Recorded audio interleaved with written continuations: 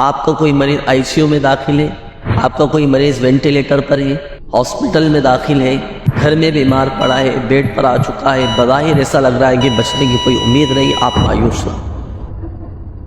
بعض اوقات ڈاکٹر یہ جواب دے کہ بس اب مریض کے لیے دعا کریں۔ بالکل دعا کرنی چاہیے۔ ایک ایسا وظیفہ چلو میں عرض کرتا ہوں، صحیح، اس وظیفے کی خصوصیت یہ حسن بھائی کہ مریض شفا یاب ہو جائے گا۔ اگر اس کی موت کا وقت قریب نہ آیا ہوگا تو مریض اللہ کی رحمت سے شفا پا لے گا۔ آپ جائیں نا کسی مریض کے پاس، گھر میں اگر آپ کے کوئی مریض ہے، والد بیمار ہے، والدہ بیمار ہے، تو آپ عیادت بھی کریں اچھی نیت کے ساتھ، اور 7 مرتبہ آپ یہ دعا پڑھ لیں۔ دعا کیا ہے؟ آسان کر کے میں آپ کو بیان کرتا ہوں۔ اسأل اللہ العظیم رب العرش العظیم ان یشفیک۔